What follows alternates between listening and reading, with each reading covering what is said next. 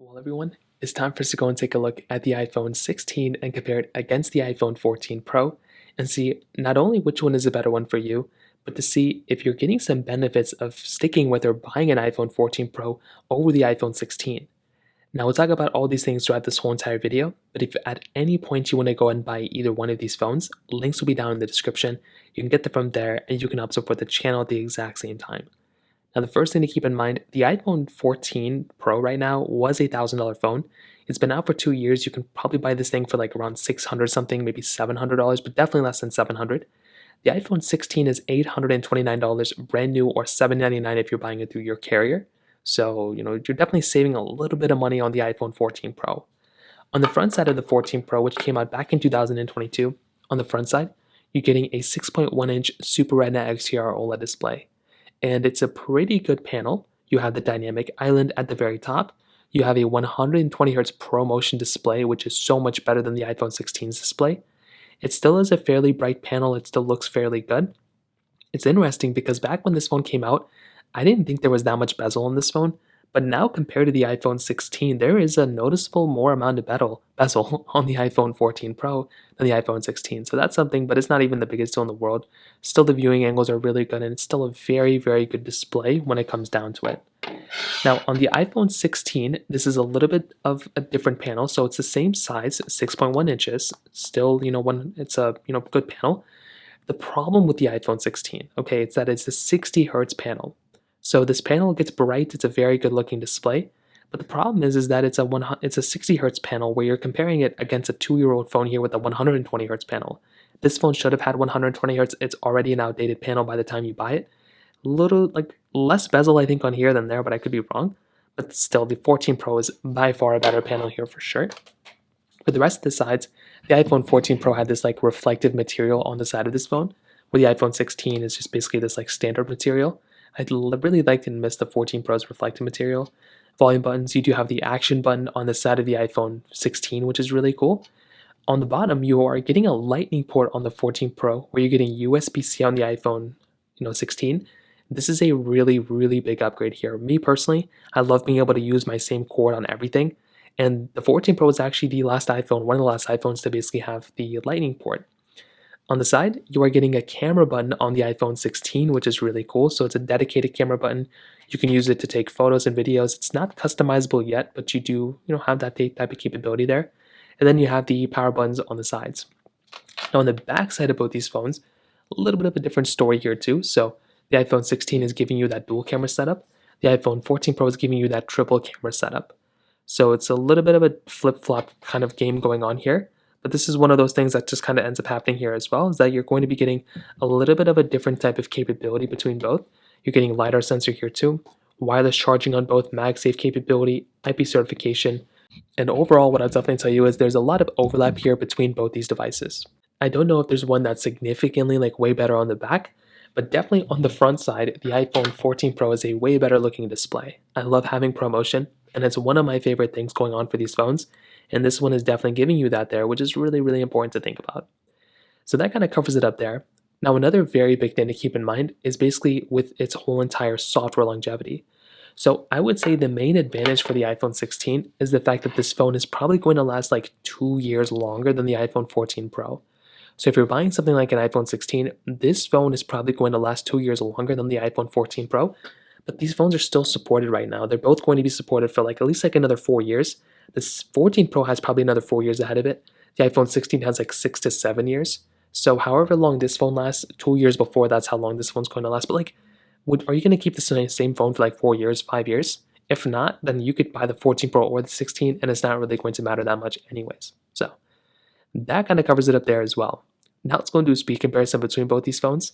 The iPhone 16 is giving you that Apple A18 chip inside of it with 8 gigabytes of RAM, where the iPhone 14 Pro is giving you that Apple A16 Bionic chip inside of it. So let's go and see which one is a faster one between both. I would imagine that the iPhone 16 is going to be faster, but I do think that the iPhone 14 Pro is still going to hold up very well. So let's see which one's the faster one. Okay, there we go. All the apps are cleared out in the background. So let us get into it. iPhone 14 Pro is here. iPhone 16 is on the right. Phone call is 321. About the same thing. Music 321. Okay, I think iPhone 16 faster here, but two different pop-ups. App Store 321. and the iPhone 16 was faster. iPhone 14 Pro a little bit slower. Scrolling through, I don't know if you can tell the 60 hertz and 120 hertz on this app isn't the biggest difference, but definitely when you're like kind of getting out of the applications, clock 321, you kind of notice bigger differences. Photos 321. Okay, camera 321. Perfect. I should have let that load. Mail 321. About the same thing. Settings 321.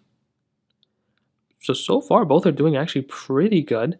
Let's go and get into some other applications. We can try something like Subway. Let's do Snake vs. Blocks 321. And they're both on iOS 18 right now as well. And the iPhone 16, a little bit faster than my iPhone 14 Pro. Getting into the actual game, I don't know if there's going to be big differences there. Hopping onto these two. Netflix 321. The 16 again was faster. Thank you 321.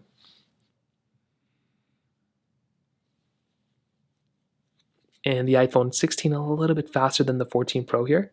Facebook 321. I was logged in here, so it's a little bit different. Stack 321. And notice the 16 is just like slightly faster, but it's not like the biggest difference in the world, really. Like there's still a lot of overlap here. It's just there are little tiny glitches going on with the iPhone 14 Pro that the iPhone 16 isn't really experiencing. So it's kind of one thing that you're seeing, but otherwise, I think both phones are doing pretty good. I would imagine, though, that in my opinion, the iPhone 16 is going to be giving you the overall better experience almost every single time, right? It's like kind of a given. But I think the iPhone 14 Pro is still doing a really good job. I think this phone still is handling majority of things you throw at it. And even these types of differences, like there's only like a little bit of a difference here, right? It's not like not that big of a difference for, as far as I can tell. So overall, I would definitely tell you the iPhone 16 is the faster one here, but the 14 Pro is literally right behind it, and it's not like that big of a difference. I don't think I would upgrade just based off the performance, in my opinion. So that kind of covers it up there. Now, from the camera side, this is also another interesting thing. So both phones are giving you, 4K 60 on the front and the back. You are missing out on that telephoto lens on the iPhone 16, but is it a big deal? Let's go and see. So both phones obviously can zoom in and zoom out. You also have that camera button on the iPhone 16, which is cool because it allows you to go and just take photos and videos. You can take a photo and you can take a video by holding it down. Now, one thing I want to show you all is compared to the iPhone 14 Pro camera, like what you're getting and missing, because the quality is going to be one thing. If you look right here, the max zooming in on the iPhone 16 is 10x, where the iPhone 14 Pro is giving you 15x zoom. So that is a pretty good advantage of having more zooming in capability on the iPhone 14 Pro. Both phones can do 0.5x zoom though, which is nice.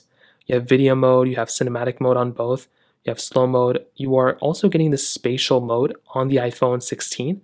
The iPhone 14 Pro does not give you that spatial mode. So it's cool. I'm never really going to use it, but it is a cool feature to have. I'll probably tell you when it comes down to it though, the quality between both, they're both going to be very good quality. Both have the same filming resolutions you can film in. I probably will tell you the 14 Pro camera I would like to have hardware-wise, but there's going to be software enhancements on the iPhone 16, which may make the photos and videos a little bit better here and there, but I'll probably tell you both are very similar. They kind of like trade off one another, to be honest. Like both these phones combined as the iPhone 16 Pro camera, which is kind of funny. So to kind of sum it up, what I'll tell you is I like the iPhone 16, right? I like this phone. I just don't know if it's a big upgrade coming from the iPhone 15. And even when compared to the iPhone 14 Pro, I think there are a lot of ways where this phone would be a better phone I'd recommend people than the iPhone 16. With the 16, you're getting a longer lasting phone, a faster, more powerful phone with like USB-C, which is really, really big. I love USB-C, the camera button, action button, and good build quality. But those are kind of the main things. Otherwise, the 14 Pro, you're getting, I think, a better display with ProMotion. I would argue probably better build quality than the iPhone 16. This feels more of a flagship, like $1,000 phone still. The triple camera setup on the back is a really nice feature to have too. And it's still a very fast phone. It's still going to be a phone that's going to be here for a couple more years. So I would probably say the 14 Pro is the one I'd probably recommend people to buy, and it's cheaper. I would probably recommend buying the 14 Pro. But the 16 is also still a very good phone, or buy an iPhone 15 Pro that I have right here. This phone would be a really, really good in between. So that kind of covers it up there. If you have any other thoughts or questions, please let me know in the comment section below. Hit the like button, that would mean so much, but definitely hit that subscribe button. More importantly than everything else, I love every single one of you guys. Hopefully I'll catch you guys in the next video. Peace out till then.